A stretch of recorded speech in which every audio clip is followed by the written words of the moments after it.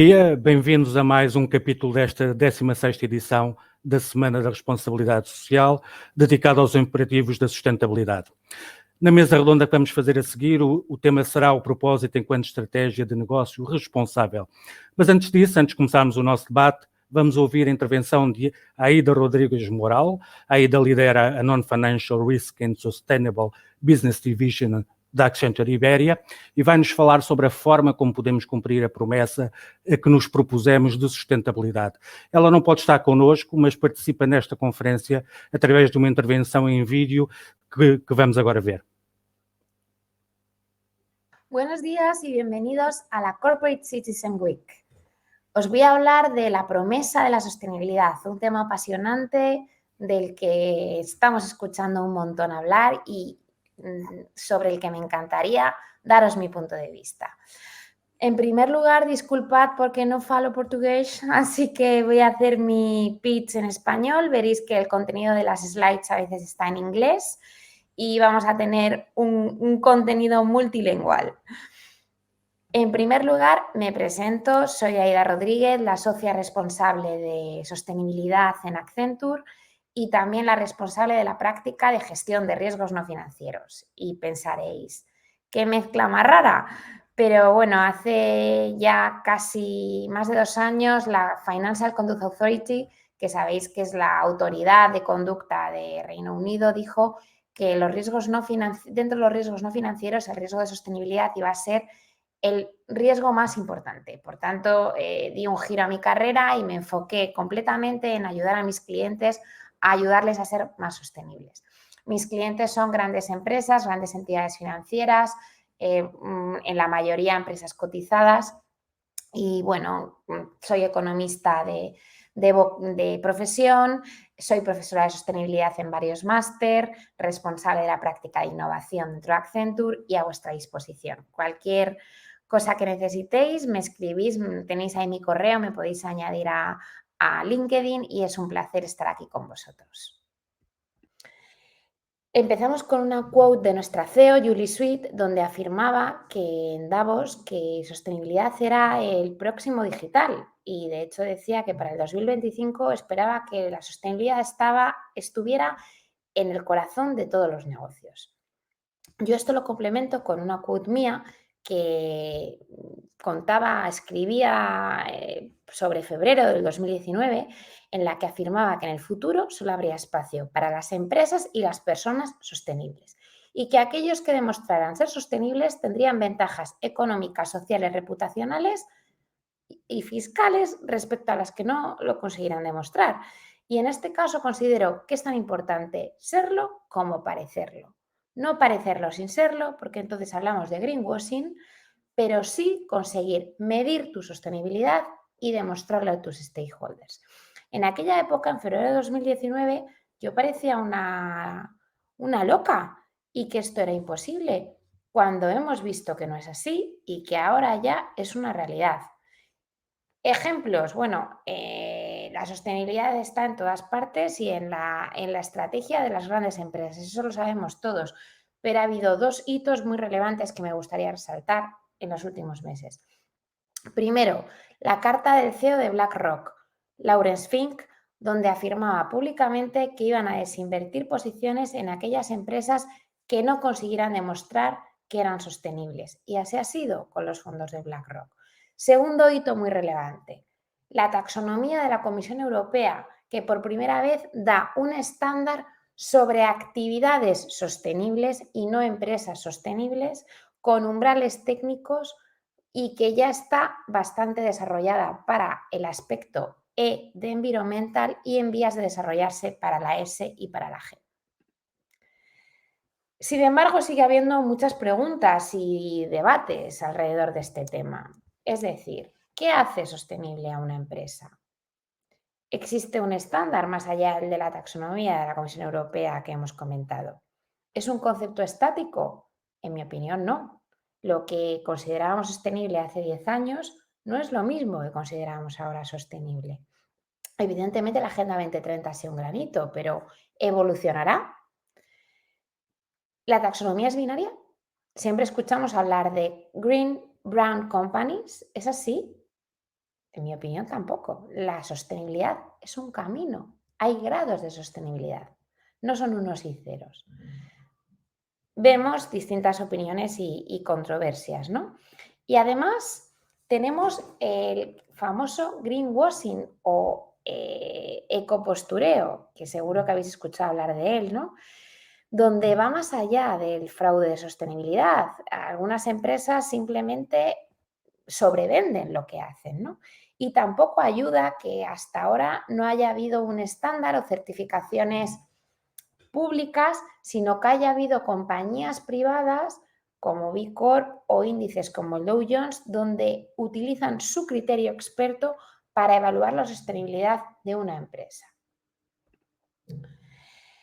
Para mí, ¿cuáles son las claves para cumplir la promesa de la sostenibilidad y tener una propuesta de sostenibilidad robusta y convincente? En primer lugar, hablar de objetivos de desarrollo sostenible. Que una empresa en su memoria de sostenibilidad y en su estrategia de sostenibilidad se mapee directamente con objetivos de desarrollo sostenible. En segundo lugar,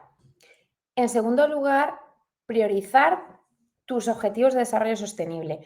No es creíble una empresa que ataca o dice contribuir a todos los objetivos de desarrollo sostenible, sino que es necesario priorizar 3, 4, 5, 6 objetivos de desarrollo prioritarios. Os pongo el ejemplo de Accenture porque para mí es un muy buen ejercicio, muy creíble y muy robusto de cómo elegir tus objetivos de desarrollo sostenible.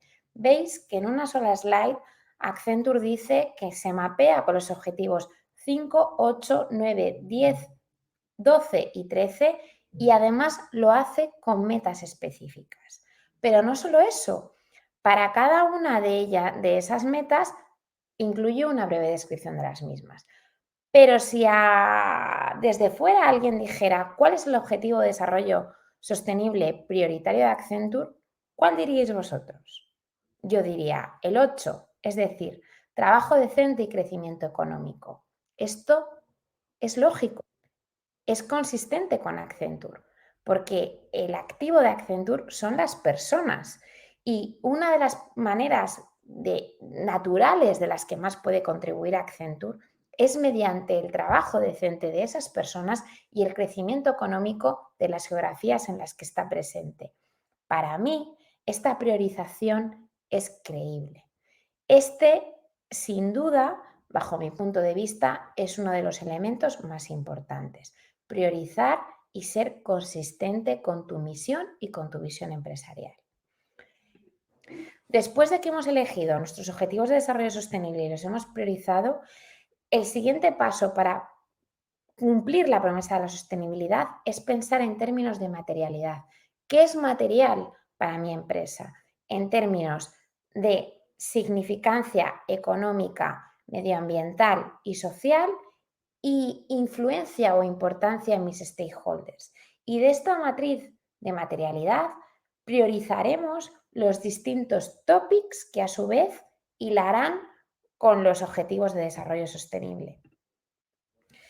Y por último, si no lo puedes medir, no existe.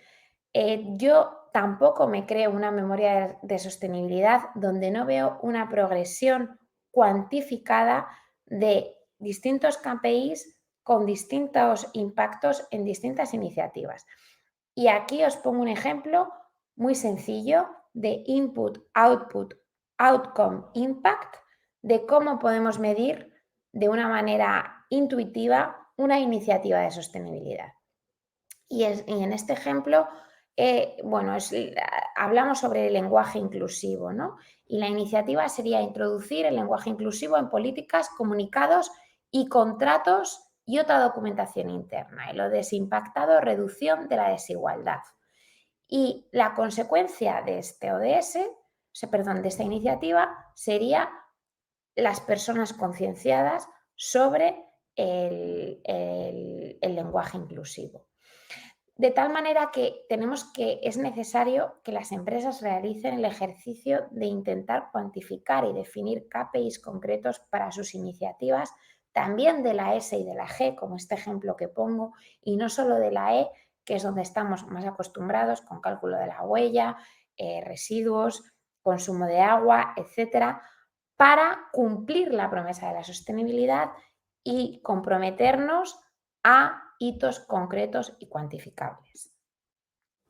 Eso es todo, espero que os haya encantado y seguimos en contacto. Disfrutar del evento.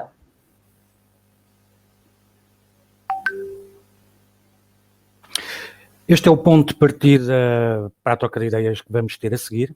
O tema do nosso painel, como eu disse antes, é o propósito enquanto estratégia de negócio responsável.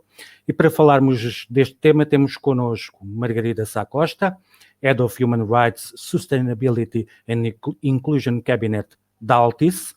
Eu peço que se junte a nós. O Eduardo Moura, Diretor Adjunto de Sustentabilidade da EDP. A Luísa Ribeiro, Talent and Organization Lead da Accenture em Portugal. E ainda o João Amaral, Chief Development Officer da SONAI. Eu penso que já estaremos todos. Já está o João também. João, vou começar por si. Obrigado a todos, em primeiro lugar, pela participação. Nós vamos ter, sensivelmente, 1 hora para uma conversa que queremos que seja aberta e participada. João, como disse, vou começar por si e indo direto ao tema. Como é possível fazer aquilo que a Aida estava a dizer, de alinhar a estratégia de negócio com o objetivo de se ser uma organização sustentável? No caso da SONAI, como é que se faz esse alinhamento? Eu acho que... Olá, bom dia a todos e muito obrigado, em primeiro lugar, pelo convite para estar nesta sessão. Espero que seja muito participada e muito interessante e debatida. Aqui na SONAI, eu julgo que nós temos a tarefa facilitada porque a história da sustentabilidade cá dentro confunde-se com a própria história da SONAI. Nós, se nos lembrarmos do que ia dizendo o engenheiro Belmiro de Azevedo, que falava da floresta, falava do mar, falava do ambiente e das preocupações de proteção de todos eles, e fazia-o dentro da SONAI, fazia-o publicamente, desafiando o país, os governantes, a terem atenção a isto desde há muitos anos. Portanto, quando a Aida diz que em 2019 era vista como uma louca quando dizia que os temas da sustentabilidade iam ser dominantes agora, o engenheiro Belmiro falava disto há muito tempo e falava disto para dentro da SONAI. Portanto, na SONAI, a sustentabilidade faz parte dos nossos princípios basilares, do nosso propósito, da forma como nós desempenhamos as nossas atividades e muito antes ainda de terem estes nomes. Ainda não se falava de sustentabilidade, ainda não se falava da ESG e nós já tínhamos isto bastante intrínseco à nossa atividade. SONAI é membro fundadora do WBCSD em 95 e em 2001 traz o conceito do BCSD para Portugal, onde é membro fundador.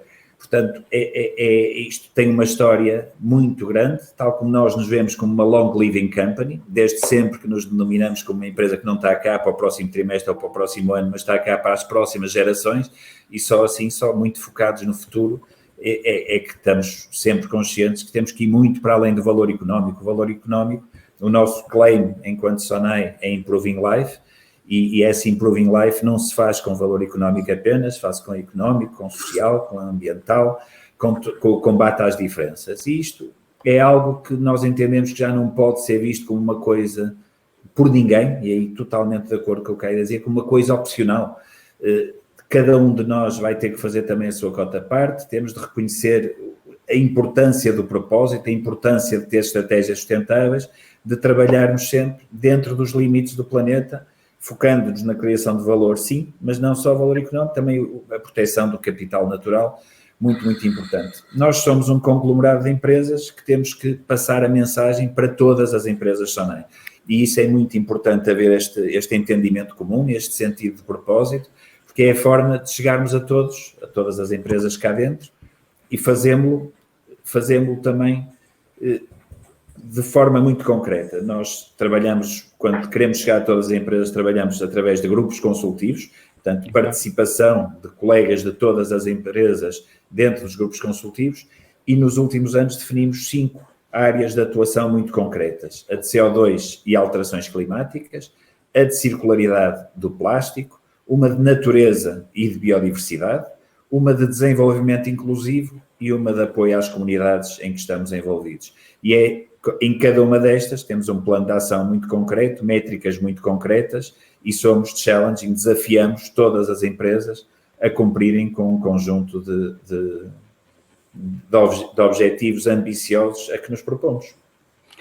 E têm objetivos para cada uma das empresas, sendo um conglomerado, têm objetivos para cada uma das empresas, ou há objetivos que são transversais? Nós temos objetivos transversais que depois são mapeados para cada uma das empresas e cada uma das empresas tem de contribuir para aquilo que a SONAI quer entregar como um todo. E como temos atividades tão diversas como atividades de retalho, telecomunicações, como investimento, como atividade de financial services, temos que aqui fazer a adaptação exata a cada um, sendo que todas têm que contribuir para este todo. Ou seja, todas vão contribuir para que nós sejamos capazes de entregar um resultado concreto em redução de emissões de CO2, no combate às alterações climáticas, na circularidade de plástico, sendo que cada uma tem um impacto muito diferente em cada uma destas áreas. Há áreas que hoje já se sabe como é que se medem, é muito fácil medir as emissões de CO2, é muito difícil medir o nosso impacto em termos de biodiversidade. Também acompanhamos, a nível mundial, os grupos de trabalho que apostam em ser capazes de vir a medir isto de forma standardizada, em que todos estejamos a falar da mesma coisa quando falamos do nosso impacto em termos de capital natural e por aí fora. Já houve uma evolução nesse sentido em relação aos primórdios, mas ainda falta trabalho a fazer. Obrigado, João. Margarida, no caso da Altice, como é que se faz este alinhamento? A Altice tem uma operação internacional, decorre de um grupo internacional. Como é que vocês funcionam? Recebem a indicação, o grupo internacionalmente tem esta preocupação e isso reflete na operação portuguesa? A operação portuguesa tem uma vontade própria, um caminho independente que está a concretizar? Antes de mais, muito bom dia a todos, muito obrigada pelo convite. Eu, antes de começar a falar, gostaria de salientar a alegria de voltarmos a ter o engenheiro António Guterres como secretário-geral das Nações Unidas, instituição internacional que tem um papel fundamental nesta matéria que nós estamos a falar. E também gostaria, além disso, de salientar a celebração, durante a presidência portuguesa, da Declaração de Lisboa, intitulada Democracia Digital com um Propósito. Precisamente visa trazer para o mundo da transição digital a importância dos direitos humanos e dos direitos fundamentais, tornando que esta transição seja acautelada e que haja até um reforço na dimensão humana no ecossistema. Posto isto, acho que isto também diz um pouco do que é a Altice. Há pouco o João Amaral estava a falar na tradição da SONAI. Eu não posso deixar de dizer que nós somos uma empresa que existe em vários modelos desde o século XIX e precisamente esta cultura que nos permite ir continuando no tempo, adaptando a resiliência, a atenção ao futuro, ao caminho, à visão, à inovação, a proximidade aos interesses das pessoas, isso tudo está no nosso ADN também. Não tem uma característica própria, se calhar, de um engenheiro Belmiro, mas tem várias características de uma cultura que vem de baixo para cima, se quisermos assim falar, e que é inerente e muito forte na nossa empresa. Por isso, e também um pouco como no caso da SONAI, nós estamos com a sustentabilidade há muitos anos. A empresa esteve cotada em bolsa, de resto, desde 1995, e acho que o facto de, inclusive, ter estado cotada em Londres e Nova Iorque nos obrigou a incluir dentro da nossa ação uma série de processos e uma série de procedimentos que mantemos, não obstante as alterações que, entretanto, foram seguindo. E, portanto, nós somos inovadores nessa matéria.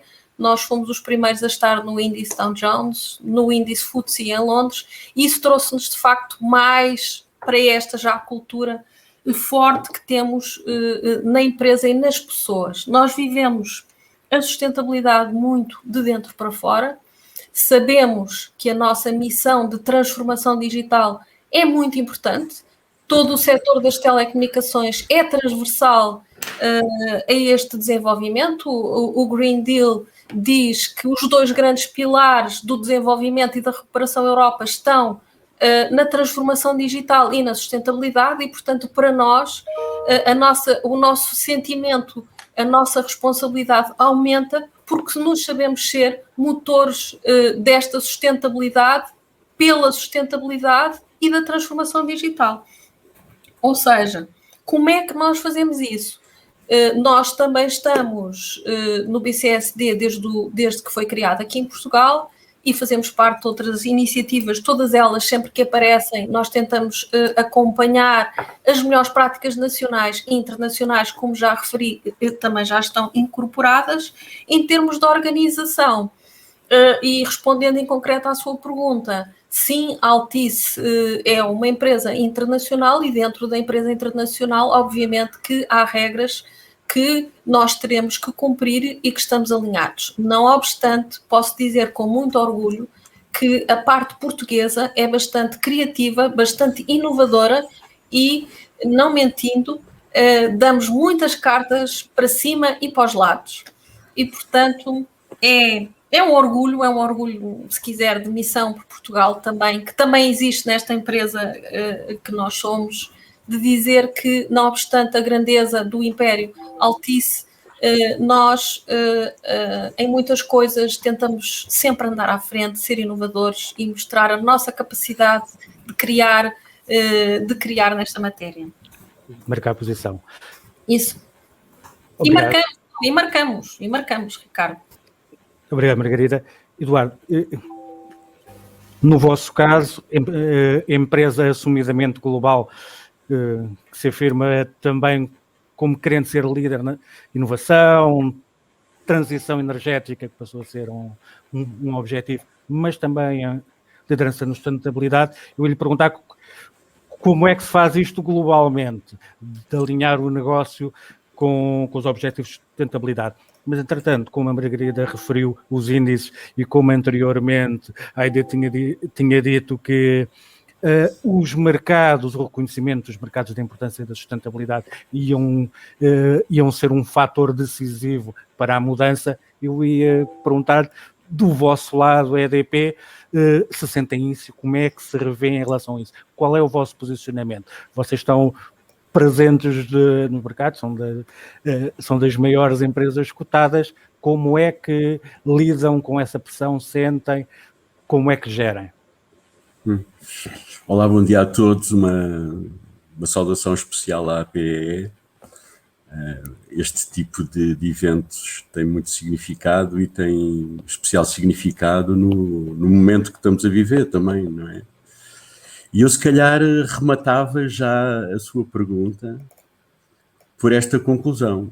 Nós, sobretudo nos países da União Europeia, mas também, digamos, mais atualmente em conjunto com os Estados Unidos, e eu posso até alargar o conceito aos países da OCDE, estamos neste momento, francamente, com uma agenda comum. Esta questão da agenda comum, que foi profundamente antecipada pelo Kofi Annan, na perspectiva de que não há só países, há metrópoles e há grandes empresas internacionais ou multinacionais, são o X, o Y e o Z do nosso sistema de equações, claramente. E eu estou a dizer isto porque a aceleração do enfoque na sustentabilidade, que a Aida falou naquele pequeno pitch muito interessante, resulta, sobretudo, de uma confluência de energias, ok? Esta confluência de energias é o momento que nós, neste momento, estamos a viver. Eu destaco aqui uma observação do João sobre o papel-chave do CEO na liderança deste caminho. Sem o compromisso real, efetivo, oral, de timoneiro, de capitão, de marcar a agenda, de promover a dinâmica, na posse e na agenda diária do CEO, não há sustentabilidade numa empresa. De maneira nenhuma. Não é uma questão, portanto, só de visão ou de racional. Não há. Segundo ponto, que também foi dito tanto aqui pela Margarida como pelo João. A única maneira, e comentado pela Aida, quando ela diz aquela expressão, o caminho, a sustentabilidade é um caminho, não é? É que nós temos claramente de participar nos organismos, nas instituições, no bulício internacional. Amplamente. Tudo o que nós aprendemos verdadeiramente decorre da nossa exposição ao pensamento dos outros, ao pensamento coletivo e às múltiplas agendas. Okay? Sem isso, sem essa abertura de espírito, esse envolvimento e essa participação, também não saímos do trabalho de secretária. Okay? Um aspecto muito saliente. Outro aspecto muito saliente, também comentado pela Aida e pelo João, o alinhamento orgânico, vertical, mas descentralizado, sobretudo nas empresas que se internacionalizam, isso é decisivo. O alinhamento através de mensagens muito claras e de objetivos quantificados.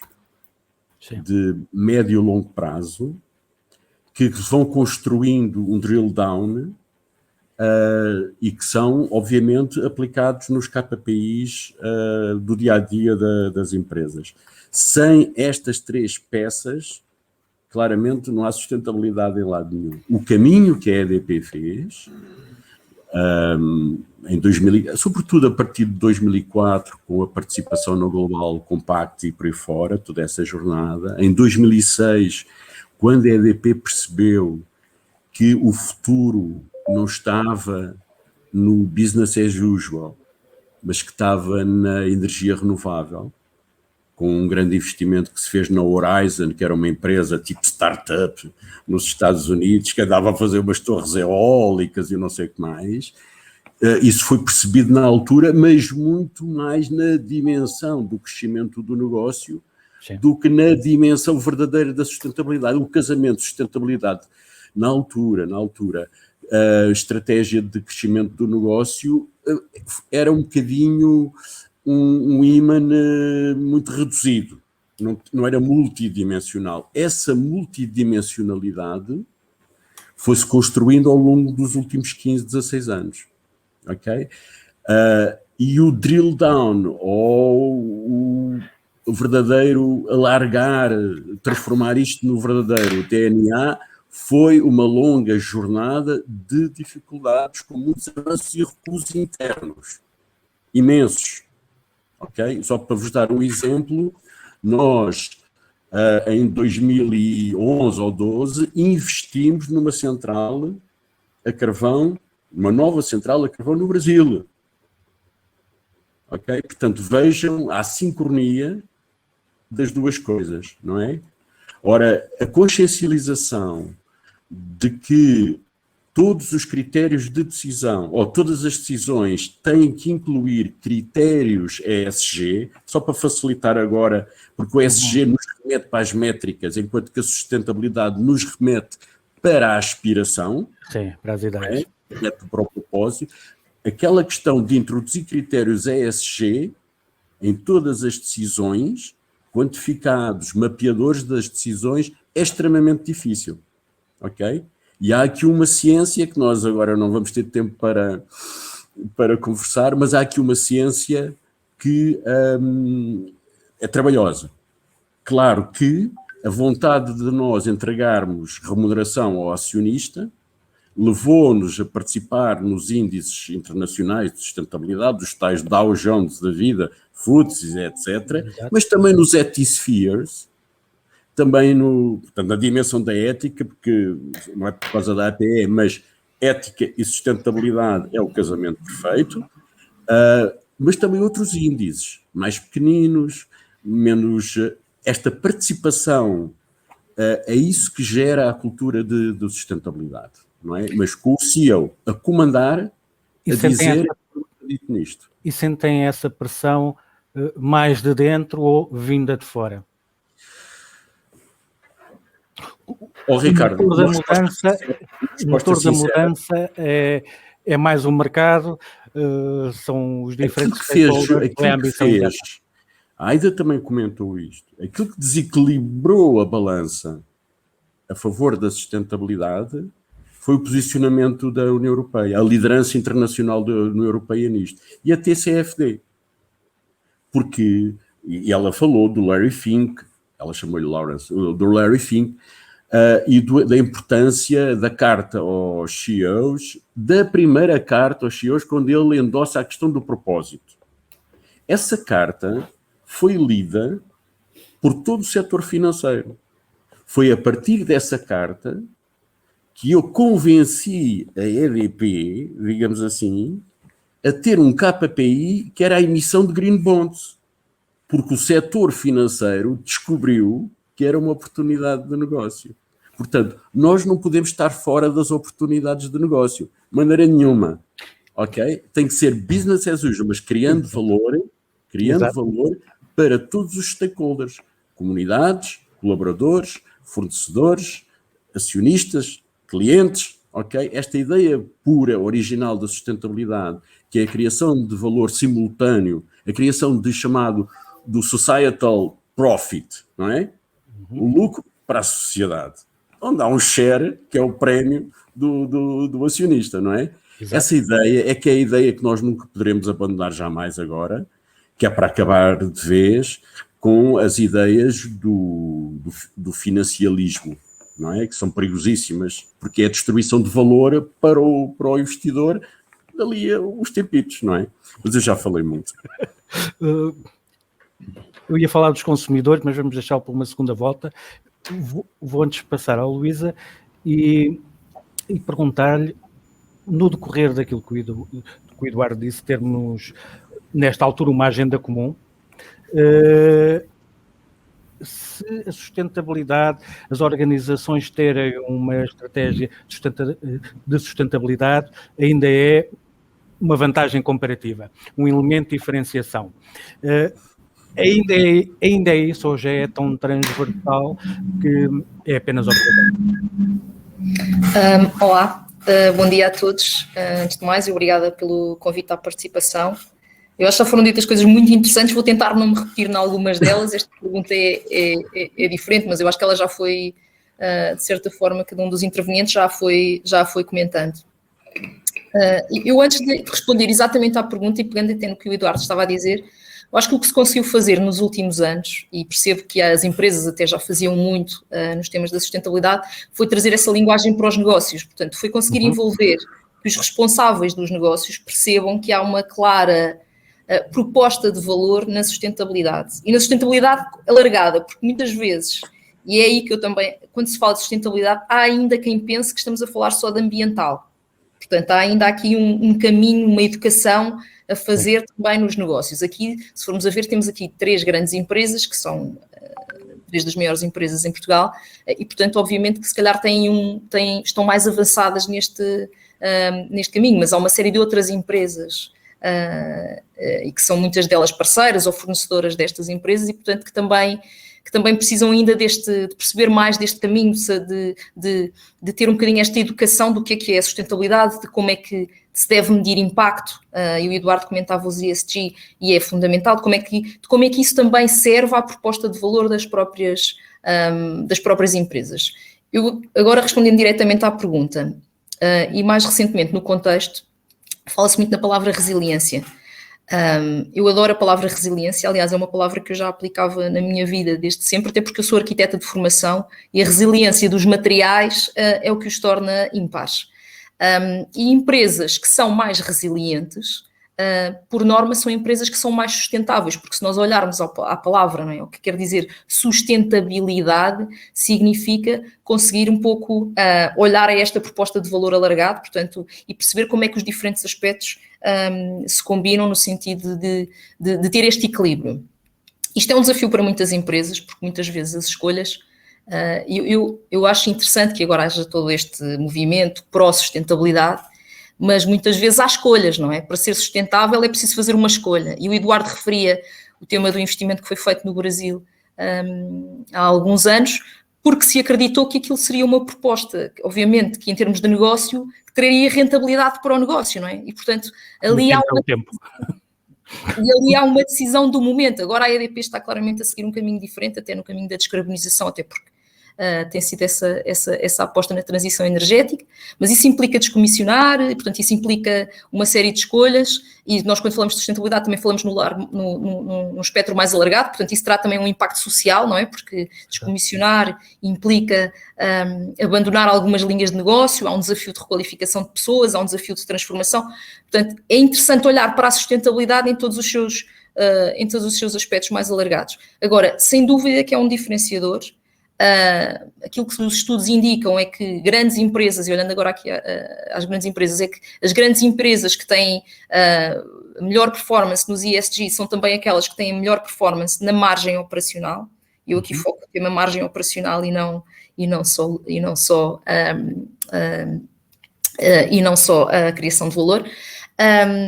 E, portanto, é muito interessante, portanto, quer dizer, há factos que provam isso, não é? Portanto, que a sustentabilidade pode ser um diferenciador, há factos que provam isso. E não é transversal a todas as empresas, portanto, nem todas as empresas têm o mesmo nível de ranking nos vários indicadores,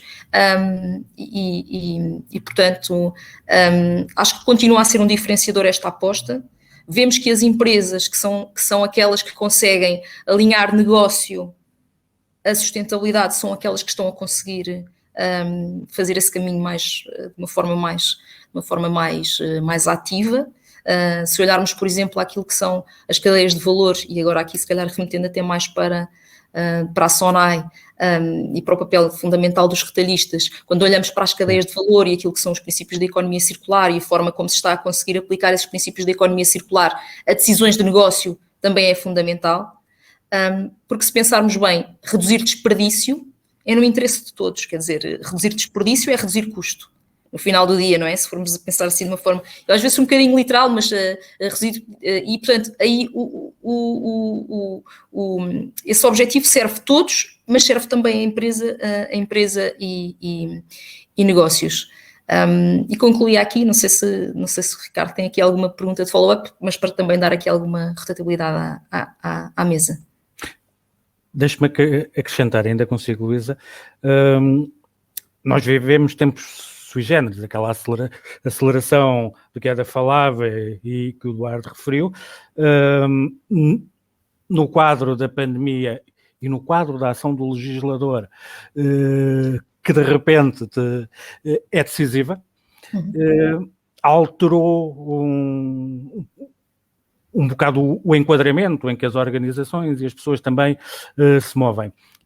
É o suficiente para a tal consciencialização, este melting pot de crise pandémica, de necessidade de alterar comportamentos, da ação decisiva do legislador? É o suficiente para haver a tal consciencialização generalizada para a força da mudança ser mais de fora, ser o consumidor que permeia, ser o consumidor que reconhece, em vez de serem estas forças, o legislador, nomeadamente? Eu acho que o papel do consumidor é fundamental, mas muitas vezes cai-se no erro de achar que é o consumidor que vai fazer estas escolhas.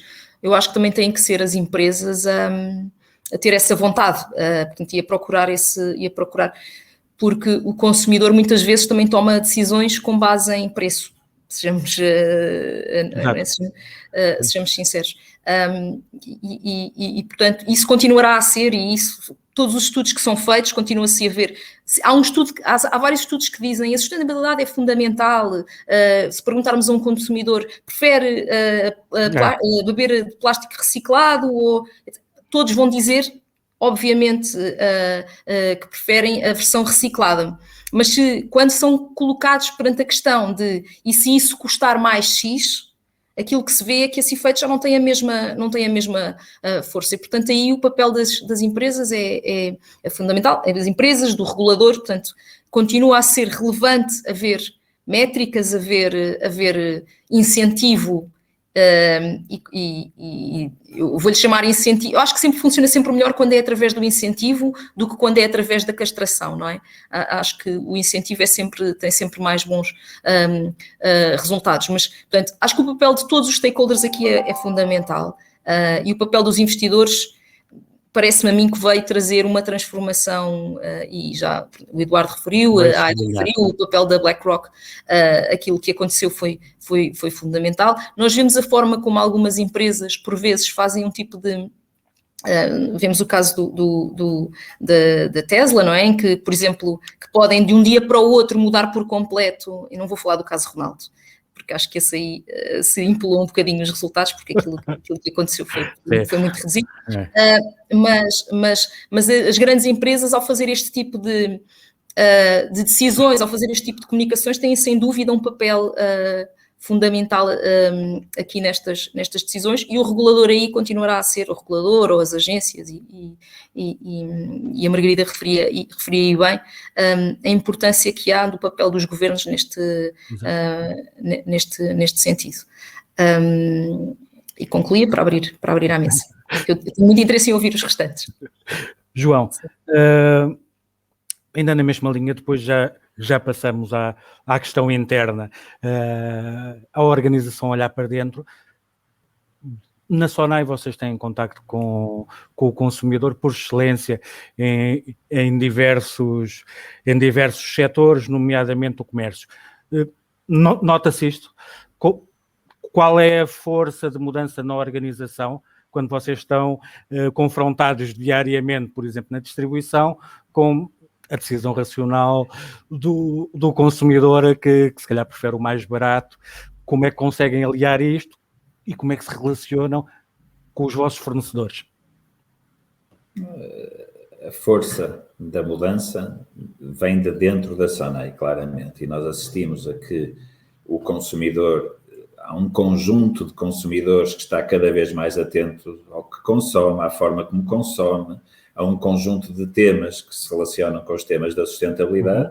Concordo inteiramente que isso tem um preço e há consumidores, e em Portugal há muita gente que não o consegue pagar, portanto nem sequer tem essa opção, e ao mesmo tempo vemos também a começar a aparecer um nicho de pessoas que já o consegue pagar e que opta por essa solução, que hoje ainda não é uma solução totalmente democrática. Nós, na SONAI, temos vindo a democratizar uma série de coisas ao longo dos anos, é o nosso papel é de conseguir massificar o consumo de coisas que à partida não estavam disponíveis para todos, e portanto temos vindo também na área quer de produtos mais saudáveis, quer de produtos mais sustentáveis, quer até de garantir que, por exemplo, as embalagens de plástico dos produtos que nós dominamos, dos nossos produtos de marca própria, passam a ser todas sem opção, sem precisarem de optar recicláveis ou reutilizáveis ou compostáveis. Portanto, temos um conjunto de compromissos que levam a que estes novos comportamentos sejam assumidos por defeito e não por opção. Sim.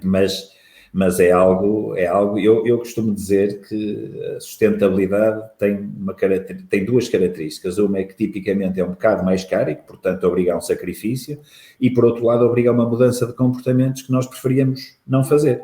Portanto, nós, enquanto cidadãos, temos um comportamento mais sustentável, obriga a um sacrifício.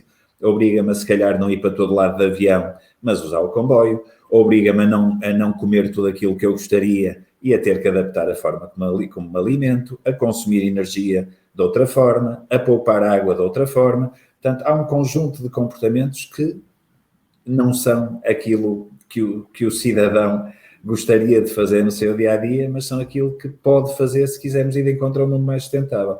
Ainda de encontro a uma coisa que a Luísa dizia, se nós se deixássemos ao gosto de cada um dos cidadãos a tomar a opção que quer quando quer, nós não cumpriríamos com metas de 2030, nem de 2050, nem nada. Portanto, tem de haver uma intervenção forte, quer do setor privado, potenciando o consumo de coisas mais saudáveis, de coisas menos agressivas com o planeta, de maior preservação do capital natural, e quando dizemos isto, dizemos até da forma como utilizamos os terrenos, como a agricultura é feita, como influenciamos, por exemplo, no caso da SONAI, o nosso clube de produtores continente, a desenvolver e a entregar-nos tudo o que compramos produzido a partir de métodos mais sustentáveis, a toda a nossa cadeia de abastecimento, porque relativamente também àquela pergunta que colocava sobre se ainda é um fator diferenciador, é clarissimamente um fator diferenciador,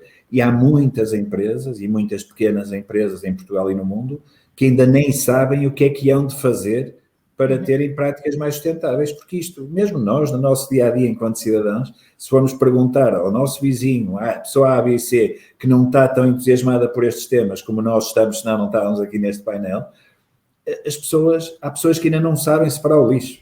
Então, não é? Há pessoas que ainda não sabem onde colocar determinadas coisas nesse processo de separação. Portanto, isto é um processo de ensino, é um processo de educação, é um processo de vontade de aprender, de consciencialização, e concordo também com a Luísa que o dinheiro ajuda imenso. Sim, a Luísa estava a dizer que as grandes empresas têm aqui um papel determinante. Vocês têm objetivos fixados para fornecedores? Existe o Clube de Produtores, o Clube de Produtores tem alguns objetivos, ou um quadro de funcionamento em que se tem que cumprir diversas regras. No resto do grupo isso é transversal? Nós, ao dizer coisas como que vamos reduzir até 2030, 54% as nossas emissões próprias face a 2018, tudo aquilo que compramos, tudo aquilo que fazemos tem que passar por aqui. Nós dizemos que vamos alcançar a neutralidade carbónica no âmbito 1 e 2 até 2040. Ao fixar isto, não é fixado do nada. Nós fixamos isto com base, nós sabemos exatamente o que é que temos que fazer para lá chegar. Isto implica alterações na nossa frota, nos nossos fornecedores de transportes, em tudo, em toda a produção das nossas marcas próprias, há um conjunto de coisas que já fica automaticamente aqui implicado. Quando dizemos que os nossos produtos, todas as embalagens de plástico, de tudo que é nosso, vai ser compostável, reciclável, reutilizável até 2025, é uma ambição fortíssima, mas obriga-nos a ir trabalhar com todos os nossos fornecedores de marca própria, no sentido disto ser uma realidade e não apenas uma ambição. Portanto, nós estamos muito focados em medir, em ter objetivos científicos, em trabalhar, como o Eduardo dizia há pouco, com as entidades que estão neste momento a definir como é que isto se mede, e depois coisas mais simples, mas complexas também. Por exemplo, temas como nós assumimos o compromisso de até 2023 ter cerca de 39%, 40% de mulheres em cargos de liderança na SONAI. Tudo isto também obriga a uma alteração, a uma movimentação, a uma mudança na forma de contratação e de progressão dentro da organização. Portanto, tocando nisto tudo, nós não só influenciamos a nós próprios, mas tentamos influenciar toda a cadeia de abastecimento, em alguns casos de forma obrigatória, não é? Para fornecer estes serviços ou estes produtos tem que o fazer desta forma, noutros casos de forma mais educativa, até a ajudar a que as entidades saibam de que é que estamos a falar e porque é que estamos a pedir estas coisas, que isto não foi algo que alguém se lembrou e que agora passou a ser assim. Claro. Margarida, no caso da Altice, fazem o mesmo? No vosso caso é menos visível, não tem prateleiras, não é tão perceptível para um consumidor. O que é que estão a fazer, como é que o fazem e como é que eu posso beneficiar disso? Como é que vocês o fazem? Então, nós estávamos a falar de propósito e, de facto, pensando nestas empresas que aqui estão, no caso SONAI, EDP, Altice, eu acho que todos temos uma consciência muito grande da nossa dimensão no tecido empresarial português e do impacto que as nossas ações têm. Eu acho que posso falar pelos meus colegas, tenho a certeza que sentem o mesmo no dia-a-dia. E o nosso propósito como empresa, no caso ligar as pessoas à vida, se quiser, e que consideramos que a sustentabilidade é uma filosofia de vida, é um mindset, é uma cultura, e sim, é um caminho também, eu gosto muito dessa expressão, como tudo na vida é um caminho, é tudo um processo, ao fim e ao cabo, que é sempre em construção. E relativamente para fora, não é? Também concordo com o Eduardo Moura, e não queria deixar de salientar isso, o exemplo vem de cima. Se o CEO não der a cara e não disser eu estou aqui, eu sou o vosso champion pela sustentabilidade, o pessoal internamente também modera as suas ações e, portanto, isso é fundamental. E acontece, e bem, na nossa empresa também. Quanto à cadeia de abastecimento, nós temos um código de ética, nós temos um código de boas práticas de fornecedores e nas nossas contratações tem que haver uma resposta de quem se apresenta nos contratos em cumprimento dessas regras. Não há muito a fazer.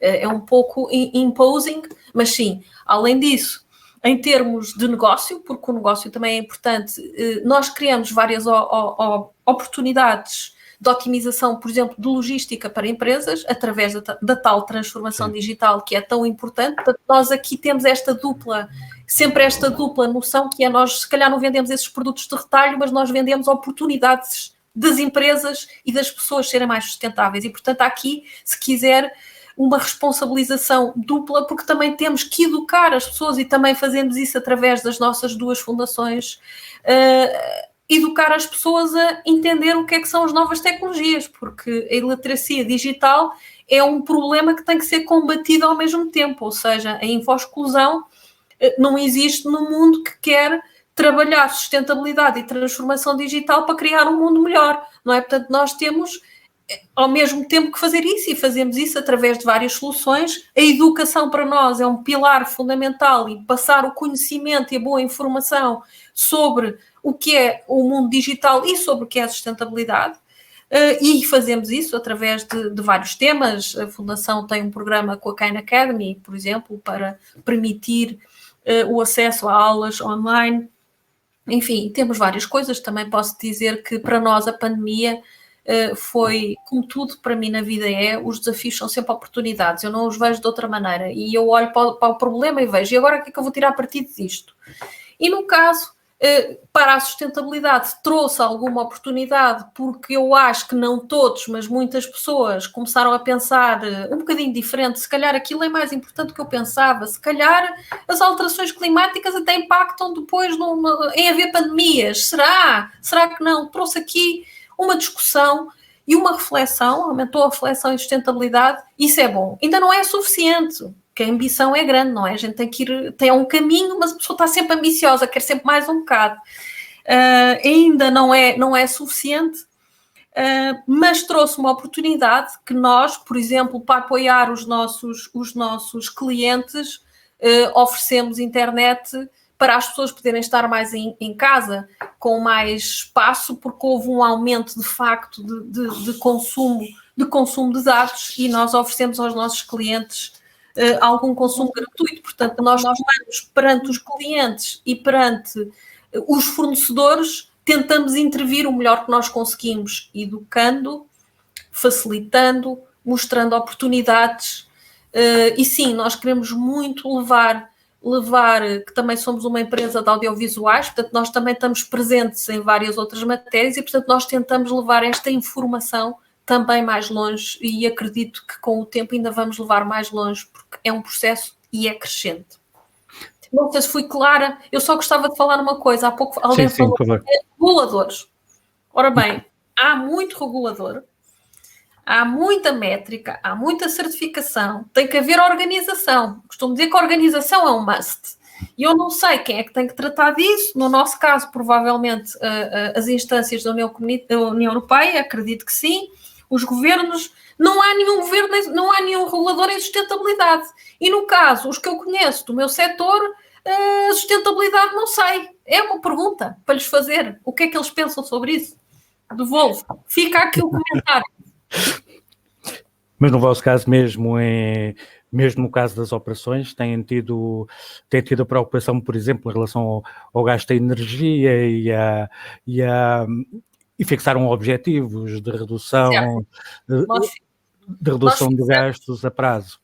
Nós temos aqui uma mini concorrência com a EDP nas energias renováveis, mas nós temos uma Mel Energia que nos permite, de facto, ser 100% consumidores de energia renovável no continente. Estamos a construir, estamos a caminhar, e eu aviso já que o meu ODS preferido é o 17, e, portanto, quem tiver boas ideias de parcerias, eu acredito muito nisso. Fica aqui também aberto, aliás, aos meus colegas de painel, ao Ricardo e a todos os que nos estão a ouvir. Falem connosco. Tem que ser comunicado, não é? Comunicação é o que há. É verdade. Eduardo, no caso da energia, o custo é sempre um fator a ter em conta. E apesar deste período ser o que é, e a sustentabilidade ter passado a ser um elemento central no palco, há sempre a preocupação sobre, ok, então qual é o prémio que eu tenho de pagar para ser mais sustentável em termos energéticos? E nós aqui temos dois pesos, não é? Temos duas vertentes. Temos a racionalização, a eficiência, por um lado, e temos o desenvolvimento das soluções mais verdes, chamemos-lhe assim, por outro. No caso da EDP, esta conjuntura acelerou de algum modo a insistência na sustentabilidade. Como é que conseguem balançar estes dois sistemas e apresentarem-se ao mercado dizendo, olhem, isto realmente tem um prémio ou o valor que se retira disto é muito maior que o prémio que é pago? É impossível responder à amplitude e profundidade da sua questão, Ricardo, impossível. É porque implicava detalhar muito alguns aspectos. Eu vou tentar fazer de uma maneira muito... mais reluzida. Muito arquiteto, não é? No esquiço, ok? Da luz da coisa e da percepção dos volumes e... Ok? Não vou fazer agora design de interiores. Não, está bem? De arquitetura, a Luísa depois ajuda. Isso, pronto, exatamente. Estou a dizer isto para pedir uma boleia à Luísa. Eu queria regressar, até porque se justifica, a coisas que foram perguntadas antes. Primeiro, para quem tem uma formação de economia, vamos dizer assim, a questão do império do consumidor, que está muito no mainstream, até muito apoiado pelos networks todos que existem, as redes sociais, este mundo, tem uma resposta muito diferente daquilo que é percepção comum. O que cria o consumidor é a oferta das empresas. Não são os consumidores que geram a oferta das empresas. Quer dizer, aquilo que o João disse é absolutamente verdade. Eu adiciono uma ideia, uma inovação, uma posição, um produto e eu vou criar um mercado para esse produto. Ok? Eu adicionei o telemóvel, mas toda a gente tinha telefone. Exatamente. Deixa-me acrescentar aqui. O que é que eu adicionei de facto? Foi a portabilidade. E depois 1 milhão de outras coisas, como fotografias, etc, etc. Mas a necessidade... O potencial de necessidade não é resolvida pelo consumidor, é resolvida pela empresa criativa, inovadora, que lança uma solução. Ora, e sim, o que é o caso do Musk com o Tesla, e que são todas as histórias engraçadas que nós contamos sobre a vida empresarial e os produtos, têm a ver com o gênio de criar um mercado. A sustentabilidade é uma criação de um mercado diferente, com produtos diferentes, serviços diferentes, num contexto diferente. Portanto, eu não sou a favor desta ideia do primado do consumidor como o farol que nos conduz. Não é verdade. Até porque neste caso temos o decisor político que tem uma intervenção decisiva. O decisor político tem a capacidade de criar mercados. Exatamente. Não sou... Quer dizer... Contrariamente também a um senso comum, eu acredito profundamente, sei demonstrar isso estatisticamente, que o maior criador de emprego e de economia é a institucionalização. E, portanto, tem um peso do Estado, da liderança brutal. Okay? Eu não vou entrar neste detalhe, mas acredito que quanto mais institucionalizada, democraticamente institucionalizada for uma sociedade, maior é a adição de valor coletivo. E esta conversa remete-nos para aquela velha questão dos países nórdicos, etc., não é? Mas, isto para dizer outra coisa, que é, nós hoje vivemos uma sociedade em que parece que não há lideranças. Todos têm a importância, toda a opinião vale igual. Isso não é verdade. A ausência de lideranças, ou seja, a ausência de liderança estratégica, capaz de apresentar o caminho, de resolver, digamos assim, os paradoxos que estão à nossa frente, sem essa liderança não há desenvolvimento social e não há desenvolvimento económico. E nós precisamos em Portugal brutalmente de líderes fortes, conhecedores, tecnicamente profundos, que deem a voz sobre qual é o caminho que devemos seguir em cada coisa.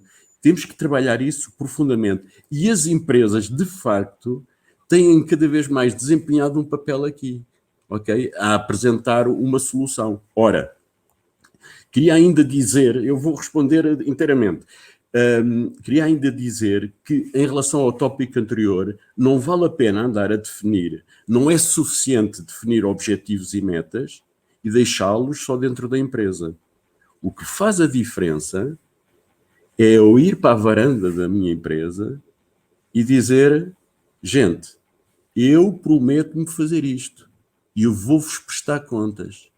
A entrada, digamos assim, a fronteira da sustentabilidade, o passaporte para a sustentabilidade, se quisermos, a parte burocrática aparente, é eu comprometer-me externamente com objetivos e metas. E depois publicar um relatóriozinho a dizer como é que eu caminhei e esse relatório ter uma qualidade de verificação para exatamente evitar greenwashing e, sobretudo, uma coisa um pouco mais sofisticada que é o social washing, ok? Isto remete para eu não vou meter-me com a Margarida agora, mas vou meter-me com todos nós que olhamos para os ODS e não descemos ao nível dos indicadores. Enquanto nós estivermos ao nível dos objetivos e dos targets dos ODS, falhamos, estamos a fazer social washing.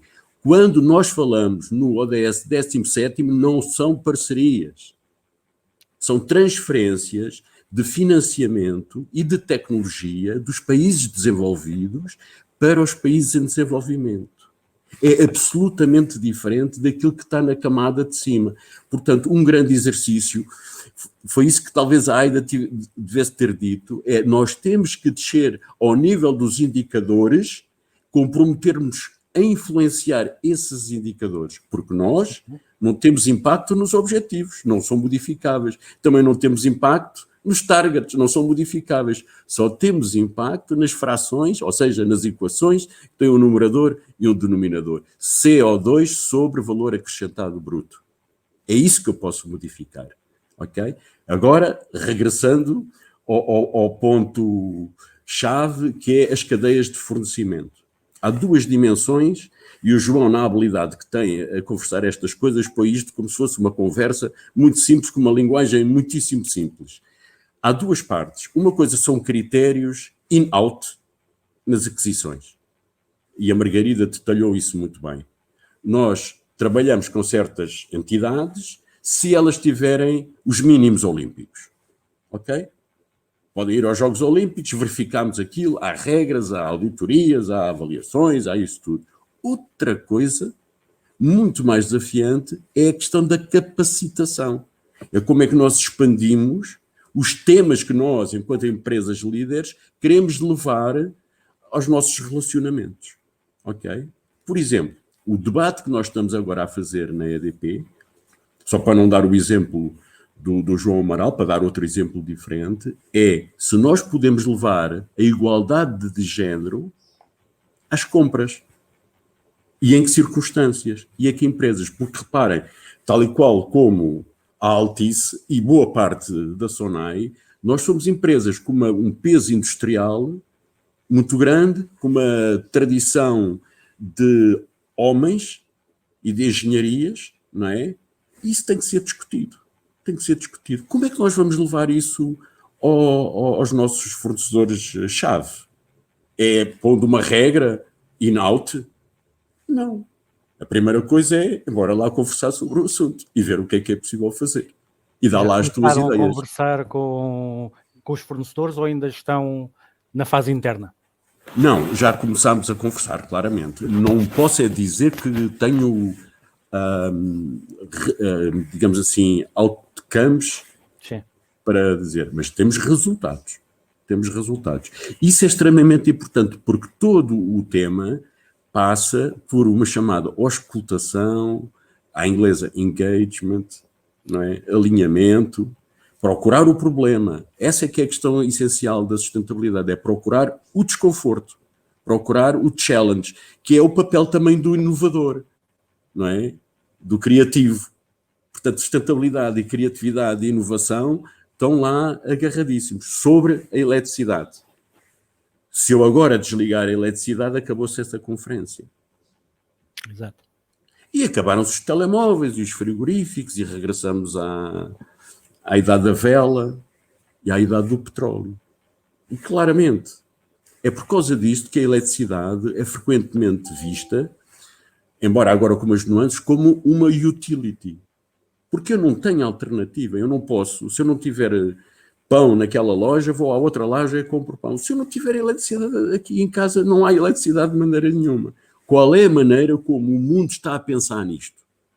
Está a pensar assim, que o sistema de distribuição é um sistema público, portanto, tecnicamente, de transporte e distribuição, aquilo que equivale à redes neste momento e à REN, que isso é o sistema público, com o regulador lá em cima, a controlar aquilo e a impor as regras do jogo, essas coisas todas, em que a competitividade é mínima, ok? E depois a montante na geração e a jusante já ao nível do consumo, há competição, liberalização, dinâmica, alternativas e não sei o que mais. Esse é o puzzle em que nós estamos e é um puzzle muito interessante, porque vai, por exemplo, fazer com que as pessoas percebam uma coisa muito estranha na eletricidade, que é eu posso pagar as coisas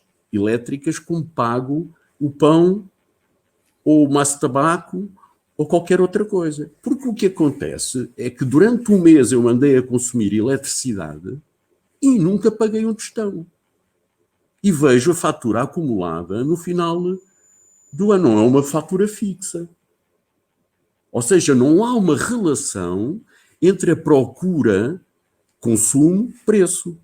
Okay? E isso faz com que as pessoas sejam surpreendidas e não antecipadamente conheçam o preço daquilo que são as suas práticas. São raras as coisas no mundo em que são assim. Okay? O que é que isto... Por exemplo, na Irlanda, há sistemas ao contrário, que eu carrego o meu cartão de eletricidade e depois... Okay? Em Moçambique é sempre isto. O que é que o consumidor tem aqui assim? Tem um problema de preço, claramente. Mas o preço da eletricidade, comparativamente, é mais barato que um maço de tabaco por dia. Portanto, há muita política, e eu percebo a Margarida nisto perfeitamente, há muita política de conjuntura que tem posto o foco do tema no preço, quando o essencial da eletricidade é a nossa viagem para a descarbonização. Ok? E então tem sido, de facto, a sociedade civil, as organizações não governamentais, etc., e as próprias empresas que têm feito esta aventura. Ok? Mas, de facto, o preço da eletricidade, num bem que é uma utility, não é fácil de gerir as opções. Não é fácil. No entanto, todos nós estamos a vender painéis solares e tal, que também têm as suas críticas para fazer. Ok? É verdade, é verdade. A sustentabilidade não é pura e virgem. Okay? É verdade, é verdade. Luísa, olhando para dentro, nós já estamos muito adiantados no tempo, mas ainda temos tempo para algumas coisas. Olhando para dentro da organização, e voltando ao tema da nossa mesa redonda ao propósito, vocês na Accenture alteraram, redefiniram o vosso propósito. Duas perguntas, porquê e o que é que mudou? E uma terceira, depois como é que isto se passa para baixo? Como é que se explica a organização? Agora nós somos outra coisa. Ou agora a nossa missão foi ajustada para outra? Então, a Accenture mudou há cerca de um ano, fez essa alteração, ainda antes do contexto de pandemia, se saber que estaria perante nós, portanto era algo que já tinha vindo a ser trabalhado, e esta alteração de propósito teve sobretudo também resultava de uma nova visão estratégica para a empresa. É uma empresa, quer dizer, bastante grande, nós somos mais de 500 mil trabalhadores, portanto é uma dimensão em que o propósito é altamente relevante, e até porque é uma empresa muito internacional e se pretende que haja um propósito comum às várias áreas. Eu posso dizer que já o experienciei, porque nós muitas vezes conseguimos ter esse intercâmbio, agora não presencialmente, mas pelo menos agora virtualmente com as diferentes áreas, e a verdade é que se sente esse propósito comum. Qual é que foi o nosso novo propósito, usando aqui um bocadinho aqui o chavão, que foi o cumprir com a promessa de tecnologia e engenho humano juntos. E o que é que isso quer dizer? Obviamente que a Accenture é uma empresa de índole fortemente tecnológica, como toda a gente sabe, apesar de termos uma série de áreas de estratégia, consultoria, operações, etc. Mas tem sempre a tecnologia como sendo um driver muito importante, tecnologia, e eu gostava de adicionar tecnologia e inovação. Okay?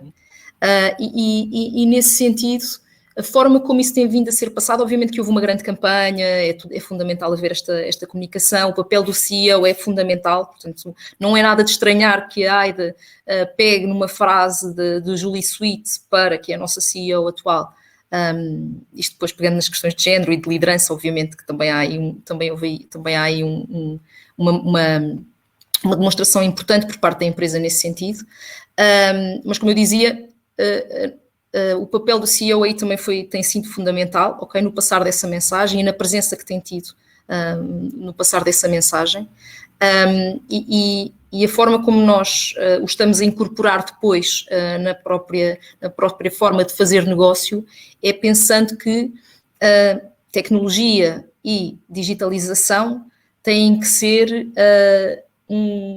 algo que nos permite criar valor. E quando nós agora falamos de criar valor, e isto até é uma coisa que estamos agora a trabalhar mais recentemente, é também a olhar impacto nas diferentes medidas. Enquanto que antes, porventura, nós pensávamos em tecnologia, pensávamos em termos de eficiência, pensávamos em termos de criar novos modelos de negócio, etc. Agora olha-se ao papel de tecnologia nas suas várias vertentes.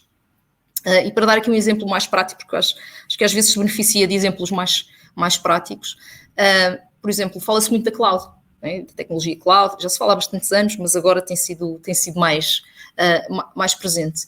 E uma das coisas, um dos esforços que tem vindo a ser feito dentro da organização para também aliar isso a este propósito de juntar tecnologia e engenho humano, a cloud tem obviamente objetivos e cumpre com objetivos de redução de custo, mas também tem aqui um papel muito importante na sustentabilidade.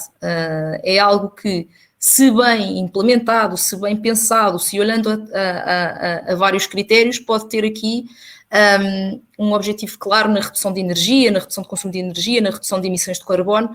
E, portanto, o papel que nos está a ser pedido, ou o propósito que nos está a ser criado dentro da empresa é que, para cada nova solução, ou para cada novo desafio, e agora vou pegar um bocadinho numas palavras que o Eduardo mencionava há pouco, que é esta situação do desconforto. Para cada novo desafio, para cada novo desconforto, nós pensemos como é que tecnologia, como é que, e novamente aqui, aliada a engenho humano, portanto, nunca enquanto um substituto puro do humano, como é que essas duas valências juntas podem ser a solução para os vários problemas. E isso depois manifesta-se de diferentes formas ao longo da organização. Temos feito muita formação cruzada, que era algo que não fazíamos antes, que era, a empresa antes funcionava até de uma forma um bocadinho mais em silos, não é? Silos funcionais, portanto havia a área de tecnologia, a área de consultoria, e é muito difícil de quebrar estes silos em qualquer empresa. Eu, se olhar aqui às outras empresas, também tenho a certeza que esse será um tema interessante para se conversar, mas o que temos feito mais esta criação de incentivos comuns, portanto, e isso é muito difícil numa empresa de consultoria, posso-vos dizer, a formação cruzada, portanto, eu tenho tido a oportunidade de aprender muito mais sobre tecnologia, apesar de não ser a minha área de formação, a minha área de conhecimento, e há e o propósito também se cria assim. Portanto, este propósito conjunto para um objetivo comum também se cria assim, com este intercâmbio entre as diferentes áreas e as diferentes pessoas. E não me parece nada de todo, só para concluir também aqui a minha intervenção, e pegando algo que a Margarida dizia muito no início, que é duas das grandes apostas que agora estão a ser feitas é digitalização e sustentabilidade, não é? E o próprio investimento vem nesse sentido. Tem a vantagem de ser duas coisas bastante abrangentes e, portanto, caber lá muita coisa também, não é? Portanto, agora aqui entre nós, mas pronto. Mas claramente que são duas coisas que devem ser vistas aliadas e, portanto, o papel da tecnologia e o papel da digitalização na promoção da sustentabilidade também é algo que é relevante e faz parte deste propósito para o qual nós estamos agora também a caminhar internamente. Obrigado, Luísa. João, ainda quanto ao propósito, qual é a importância do propósito para uma organização hoje em dia? Antes tínhamos a visão e a missão, agora temos a visão e a missão com outras palavras, mas com outros efeitos, porque, como falávamos antes de começarmos a mesa redonda, por exemplo, no caso da academia, o input que nós temos, a informação que nós temos é que o propósito passou a ser um fator decisivo no recrutamento, mais por quem é recrutado do que pelas organizações. Vocês na SONAI sentem isso? Vocês sentem que a vossa missão é questionada? As pessoas perguntam então o que é que vocês fazem, como é que fazem, que é para ver se me interessa estar convosco? Sentimos e gostamos muito que nos perguntem. Nós, além de falar da missão e da visão e dessas coisas, ao longo dos anos também a palavra propósito é uma palavra altamente utilizada na SONAI e também não é de agora, o que é mesmo bom chegar a este ponto e chegar a este ponto com esta história. Se olharmos aos nossos valores, e os nossos valores são altamente vividos dentro da organização, vemos as palavras ética, vemos integridade, vemos independência, vemos responsabilidade social. Hoje tendemos a traduzir isto por do what's right, fazer o que está certo, e isto é algo que nos mobiliza. Nós, sabendo que o que temos que fazer é o que está certo, é uma coisa que nos mobiliza. E sim, quando entrevistamos gente, quando falamos com novas pessoas para virem trabalhar para a SONAI, elas não só falam do propósito da empresa, mas falam do seu propósito pessoal e nos dizem, olha, mas o meu objetivo de vida, a forma como eu encaro a minha vida e a forma como quero ter impacto é nesta área, é desta forma, e eu preciso trabalhar numa empresa que me proporcione as condições para isso. E nós somos postos à prova, temos de falar de porque é que somos o local certo para essa pessoa trabalhar e para ver como é que nos complementamos, como é que a nossa Employer Value Proposition nos permite ser complementares, o que é que estamos a pedir às pessoas, mas o que é que lhes oferecemos. E é desse casamento de termos muito claro o que é que temos para oferecer e de termos muito claro o que é que também pedimos às pessoas e se há um casamento certo ou não. Se não houver o casamento certo, mais vale não casar e mais vale sermos transparentes e honestos naquilo que estamos a oferecer no que temos para fazer, mas acreditamos mesmo que somos um local bom para acolher pessoas com propósito, pessoas com vontade de ter impacto na sociedade, com impacto visível e que podem ter esse impacto visível no curto prazo e no médio e no longo prazo, que são também coisas que as pessoas nos pedem e nos exigem quando vêm trabalhar para cá. Referiu a igualdade de género e os objetivos que o grupo tem. Quais são os objetivos? Como é que se aplica? Estamos a falar de recrutamento. O que é que vocês dizem às pessoas com quem vão falar e quem querem cativar? O que é que dizem que vão fazer? Não é só no recrutamento, a igualdade de género, o combater a desigualdade de género, e é algo que o Eduardo falava há pouco, somos estas empresas mais industriais ou de retalho, principalmente nas áreas, no nosso caso, nas áreas alimentares e mais tecnológicas, têm uma pirâmide onde tem muitas mulheres, uma maioria de mulheres na base e uma minoria de mulheres no topo.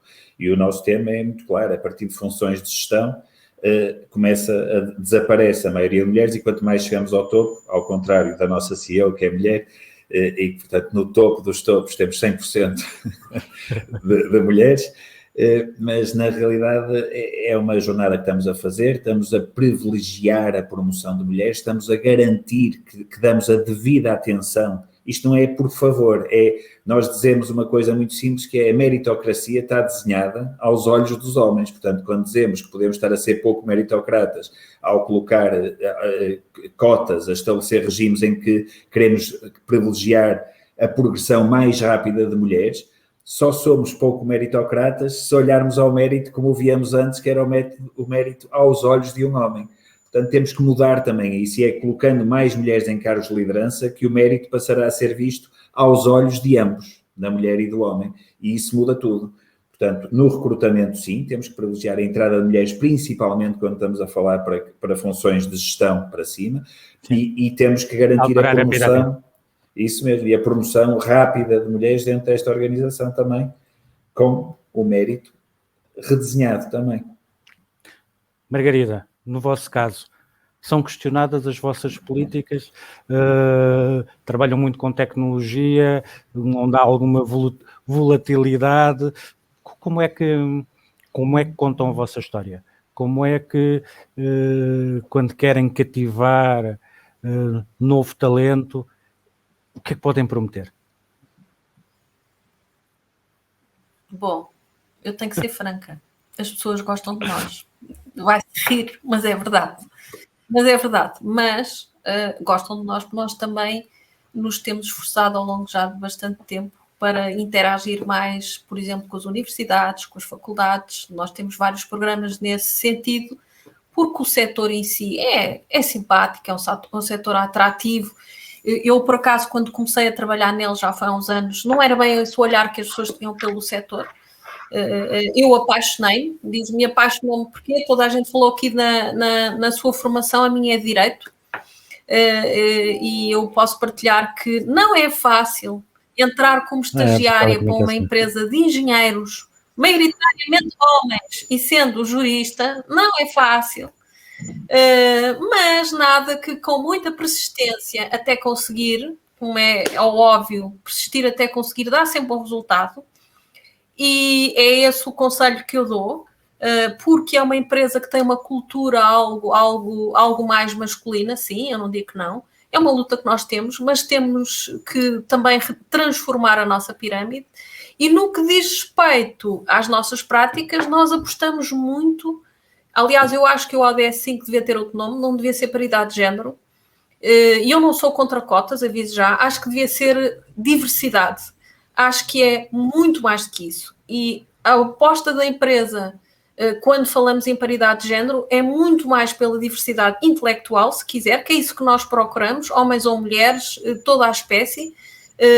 Nós, só em Portugal, eu não sei, no planeta inteiro, não gosto de ser mundo, porque o mundo para mim é muito mais que o planeta, mas no planeta inteiro não sei quantas nacionalidades temos, mas em Portugal temos 24 nacionalidades, o que é muita coisa em diversidade. Vamos lá ver. E sim, dentro das próprias mulheres Altice há vários esforços conjuntos, nós estamos unidas, digamos que não temos um CEO mulher, tivemos um durante pouco tempo,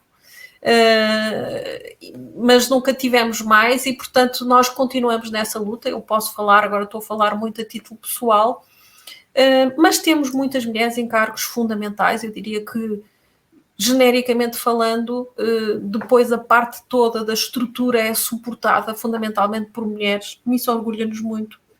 E vamos mais longe, e vamos chegar ainda mais longe, de certeza absoluta.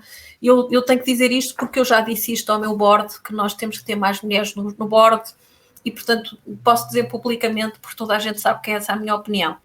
Relativamente aos estagiários, aos trainees, às novas entradas, não só nós temos vários projetos de sustentabilidade que os convidamos a interagir, designadamente pedimos-lhes sempre, dê-nos ideias do que é que vocês acham que nós devemos fazer em sustentabilidade, vão conhecendo, ou com a cabeça mais fresca de quem não está viciado na organização, falem de vossa justiça, que é uma palavra muito importante para nós.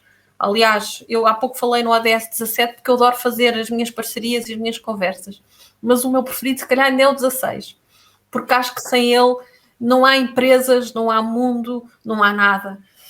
mas eu sou uma mulher de direito e, como tal, a governação é um ponto muito importante para mim. E por isso, sim, nós pedimos para ter pessoas com propósito e somos questionados sobre esse propósito e como é que a empresa funciona, como é que uma empresa que é líder no mercado, não é, funciona nessa matéria, é-nos questionado e nós respondemos e pedimos para interagirem connosco nisso. Obrigado, Margarida. O nosso tempo acabou, mas vamos só esticar assim um bocadinho para uma última pergunta. Então, os 30 segundos, não é? Os 30 segundos. 1 minuto, minuto e meio. Eduardo, EDP 2031, quais são as expectativas? A ação Estão para daqui a 10 escritas. anos, onde é que queremos estar? Estão escritas. Temos Para nós números para sabermos. 2030. Seremos all green by 2030. Desculpem lá o inglês. É um cataclismo. Isso é um cataclismo interno. Ok? Daqui a 9 anos, ser all green e ter o impacto, por causa da distribuição de eletricidade, em toda a sociedade, em todas as empresas, por causa disso, é uma revolução. Ok? Não significa fechar o carvão, significa fechar o gás.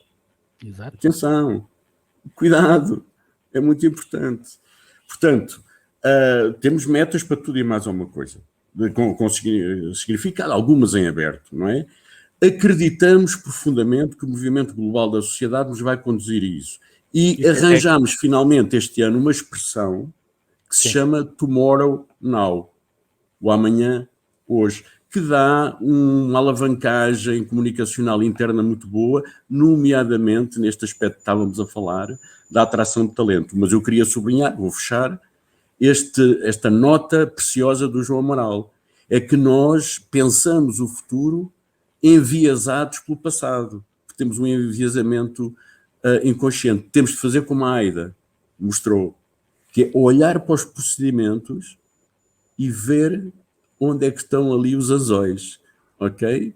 Se não fizermos isso, não vamos chegar ao futuro da maneira como queremos lá estar. Vamos só aterrar no futuro, que não é nada a boa ideia.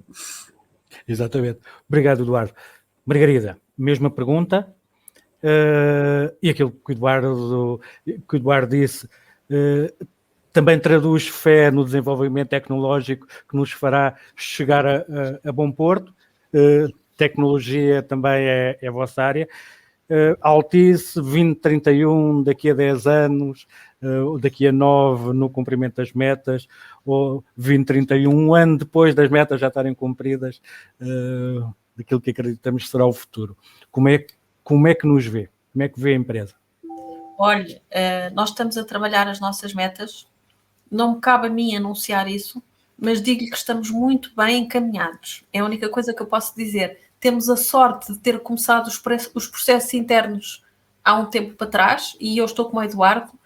Se a frase que eu não gosto há muito tempo, tradicionalmente fazemos assim, é uma frase que eu não gosto, detesto, mas, de facto, os processos que temos aprendido e o conhecimento acumulado, visto com sentido crítico, tem-nos ajudado muito a construir as nossas metas, e eu deixarei para quem de direito anunciá-las devidamente. O nosso lema, acho que toda a gente sabe, eu pessoalmente gosto muito, além da nossa marca Mel usar o Humaniza-te, que eu também gosto muito e que diz muito de nós, é Together as No Limits, e por isso juntos vamos mais longe, e nós acreditamos que este movimento é um movimento de todos, com todos e por todos. É assim que nós trabalhamos. Juntem-se a nós. Obrigado, Margarida. Altice 2031, com todos e para todos, é isso. E absolutamente verde. Pronto, não posso ser mais que isto. Vão mudar a cor ao mel. Se calhar. Ele é multicolor. João, a mesma pergunta. Daqui a 10 anos, como é que está a organização? Qual é a ambição?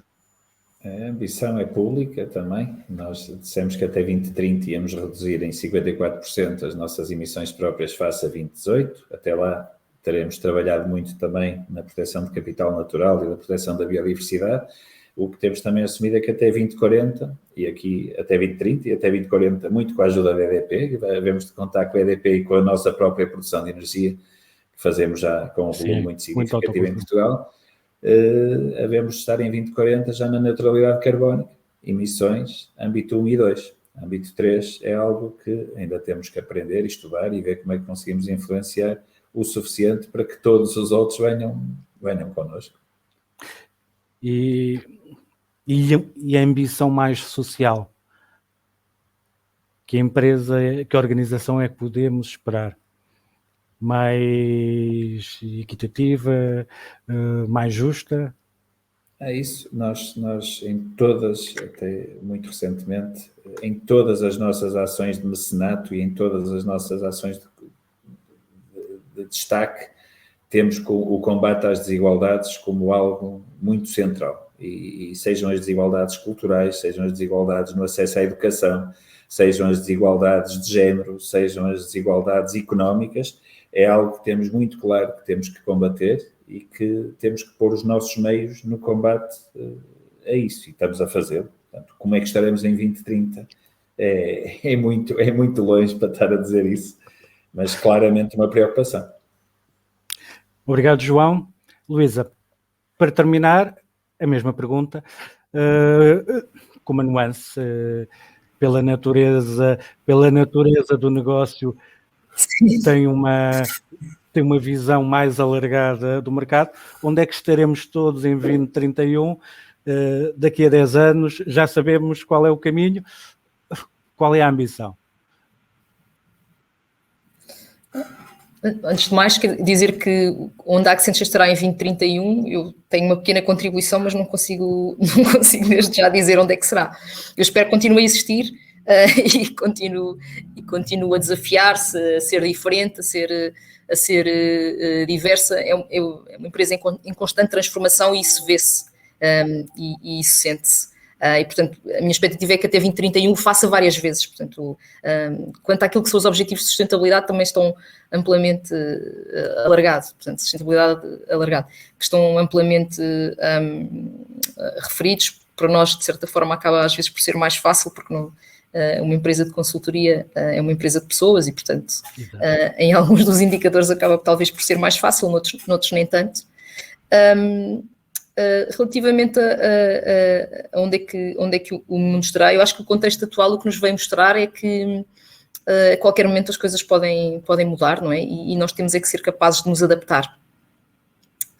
Portanto, estar a fazer... eu desde sempre, confesso, que tive muita dificuldade, mesmo nas entrevistas de emprego, quando me perguntavam onde é que vou estar daqui a 5 anos. E aqui vou-te dar um cunho pessoal à minha intervenção. Eu sou uma pessoa que acredita num estado permanente de mudança. E portanto, acho que e nesse sentido o que nos cabe a todos, empresas, pessoas, quer dizer, como um todo, é não termos medo de nos desafiar, de nos questionar, e não querendo pôr aqui uma fluffiness, mas pensar nisso como um bem-estar comum, porque todos temos a ganhar quando o fazemos permanentemente. Portanto, continuar permanentemente a aprender, a desafiar, a fazer este tipo de troca de experiências que eu acho que são fundamentais, e acreditar que a qualquer momento as coisas podem mudar e que nós temos é que estar preparados para também mudar os nossos comportamentos nesse sentido. Olhar mais pelo para-brisas, menos pelo retrovisor. Para os dois, se possível. Eu tento olhar para os dois. Aprender e aproveitar. Isso. Ok. Chegámos mesmo ao fim do nosso tempo, já ultrapassamos o nosso tempo. Resta-me agradecer. Obrigado pela vossa participação. Obrigado a todos os que acompanharam esta sessão.